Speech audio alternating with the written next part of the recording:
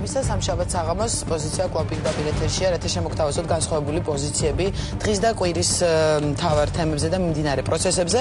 წარმოგიდგენთ ჩემი გადაცემის პირველ სტუმარს თავდაცვის მინისტრი ირაკლი ალასანია, ჩემი სტუმარი. საღამოშიდობისა ბატონო ირაკლი, ძალიან დიდი მადლობა რომ მონაწილეობთ გადაცემაში. აქვე დავანოსებ რომ მეორე ნაწილში უკვე ჩვენ გვექნება დებატები, უმრავლესობიდან დავით ზურაბიშვილი, განათლების მინისტრის მოადგილე და უბრალოდ მართველი გუნდიდან კოალიცია ქართული ოცნებიდან და უმცირესობიდან სერგო რატიანი იქნებიან ერთმანეთის პირისპირ, ასევე შემოგთავაზებთ პირდაპირ ჩართვას შემთხვევის ადგილიდან. ჩვენ რამდენიმე წუთის წინ ვიხილეთ რომ ძალიან დიდი ხანძარია სავაჭრო ცენტრ საბაში, სადაც ცეცხლი კვლავ არის და ჯერ მისი ჩაქრობა ვერ ხერხდება, ასე რომ გადაცემის მსვლელობისას შევძლებთ გავიგოთ თუ რა ვითარება ადგილზე. საღამოშიდობისა კიდევ ერთხელ. დიდი მადლობა მოწვევისთვის. და დავიწყოთ საუბარი. დღეს საკმაოდ მნიშვნელოვანი დღე იყო, პრემიერის მიმართვა გავრცელდა პრეზიდენტის მისამართით. მოვისმინეთ პრეზიდენტის ასე ვთქვათ პასუხიც, რომელმაც გამოთქვა მზადყოფნა დიალოგისთვის, მან თქვა რომ ვილაპარაკოთ, რაც შეიძლება მეტი ვილაპარაკოთ სხვადასხვა საკითხებზე. თუმცა მაინც პოლიტიკური ფონი არის ასე ვთქვათ გამწვავებული, თუ შეიძლება ესე ითქვას, ანუ შეთანხმება ვერ ხერხდება.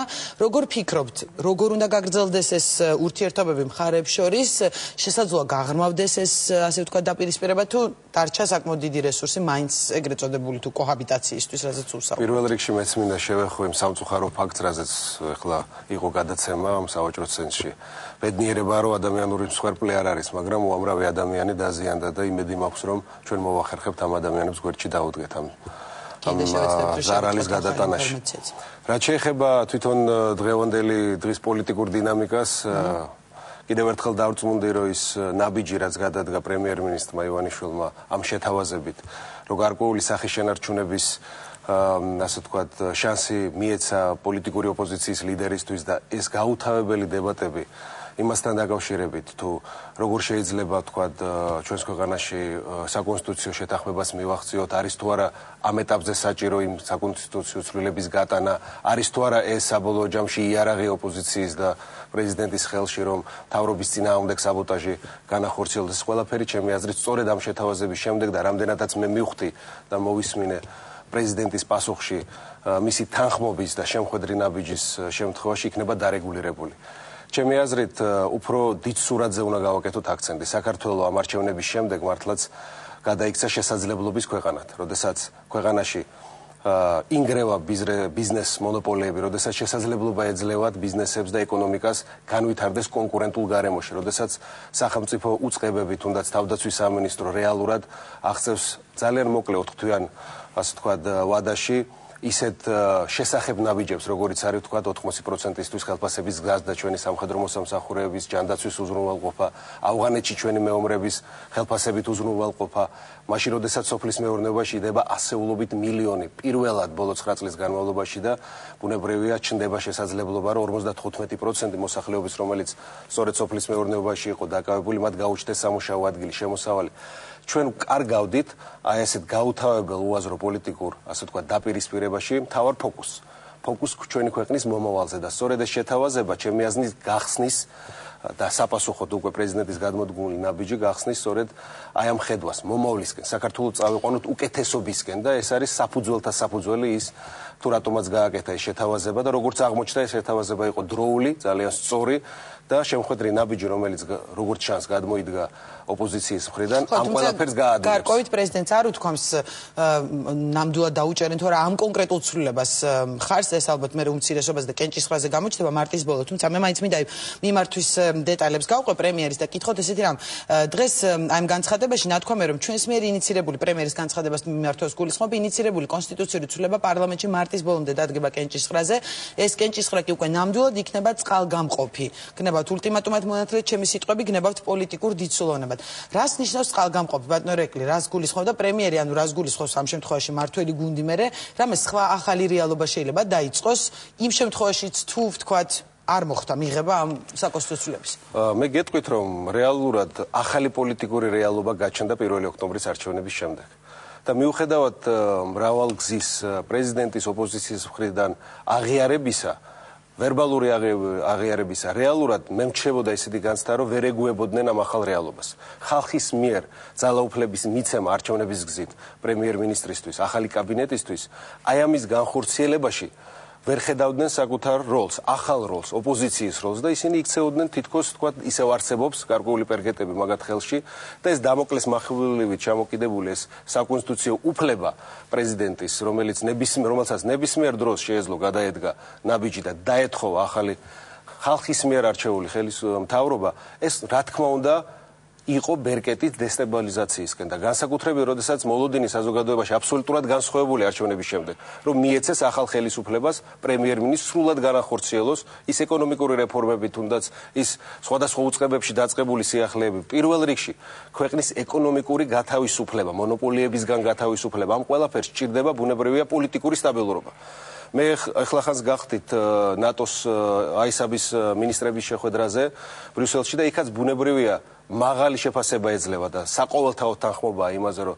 საქართველოს ჯარის მონაწილეობა ევროატლანტიკური და ავღანური უსაფრთხოების საკითხებში ეს არის მართლაც დაფასებული. ჩვენი მეომრები, ჩვენი ჯარისკაცები გამორჩეულები არიან და მხარდამხარ ბრძოლობენ იბრძვიან ისეთ ჯარებთან, როგორც არის ამერიკის, როგორც არის ავსტრალიის, როგორც არის გაერთიანებული სამეფოსი, მაგრამ ამავე დროულად ისინი აყენებდნენ საკითხს, რომ ჩვენთვის სასიცოცხლოდ მნიშვნელოვანია, რომ ეს პროცესები განვითარდეს ასევე პოლიტიკურად სტაბილურ გარემოში. პოლიტიკური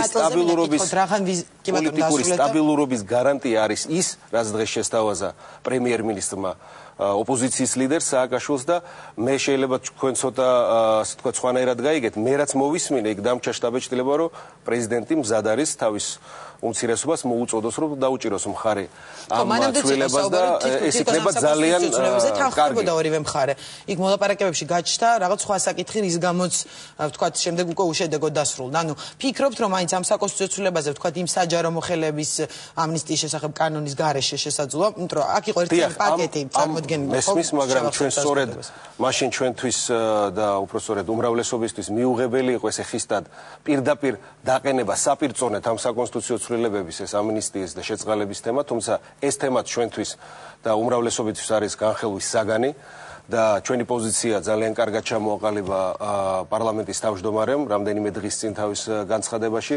მე მგონია რომ გახსნა აი ამ პროცესების უკვე მოხდა სწორედ პრემიერ-მინისტრის ამ შეთავაზებით და დიდი იმედი მაქვს რომ პროცესები სწორედ ურთიერთშეთანხმების გზით წავა.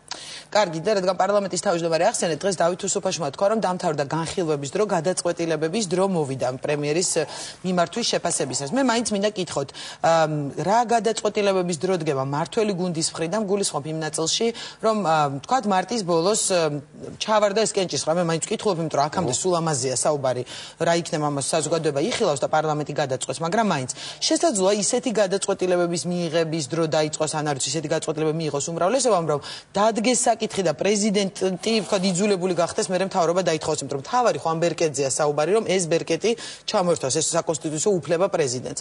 თუ ამაზე შეთანხმება ვერ მოხდა. მე პრაქტიკულად მოვლენების ესეთ განვითარებას ვერ ვხედავ.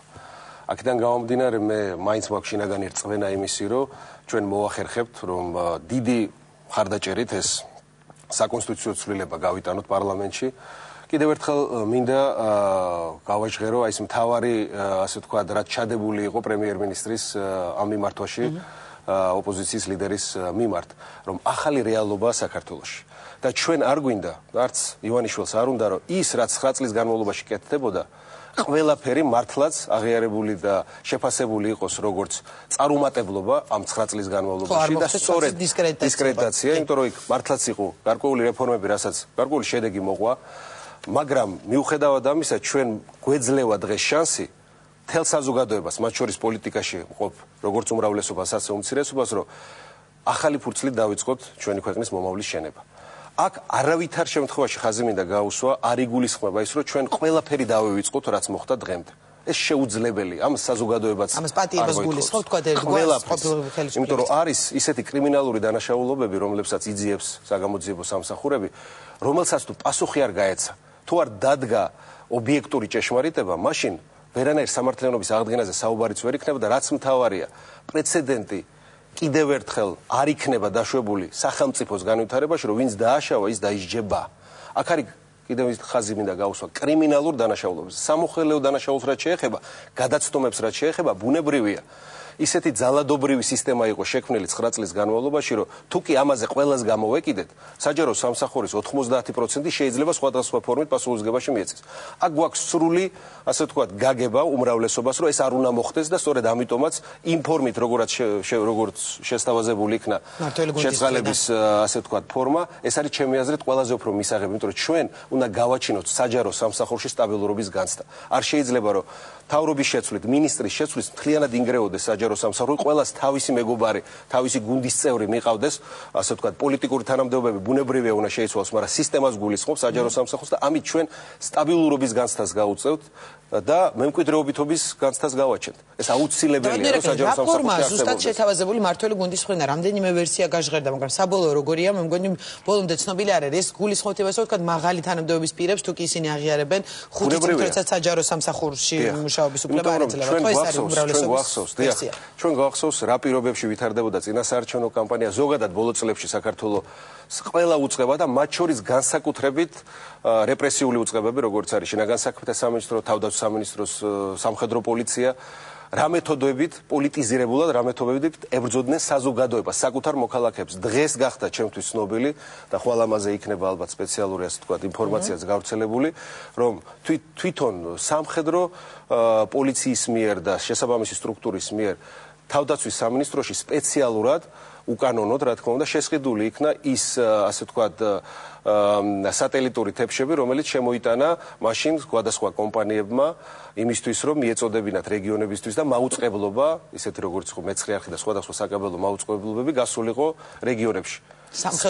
სამხედრო პოლიციის დავალებით და შემდეგ უკვე შესაბამისი სტრუქტურების ორგანიზებით ჩამორთმეული იქნა და დაახლოებით საჯარო ფული, რომელიც საზოგადოებას ჰქონდა გამოყოფილი, დაიხარჯა ამის ამოღება შესყიდვას. ეს თვითონ გადაცემულია რომ გამოძიებისთვის. აი ხა დღეს მომახსენეს მე და ხვალ მე უთხარი რომ გამოძიების მასალები, ანუ მოკლევის მასალები უკვე გამოქვეყნდება და შემდეგ ბუნებრივია სისხლის სამართლის საქმე აღიძვრება. ანუ როდესაც ეს არის კიდე ყველაზე, ასე ვთქვათ, უმტკივნეო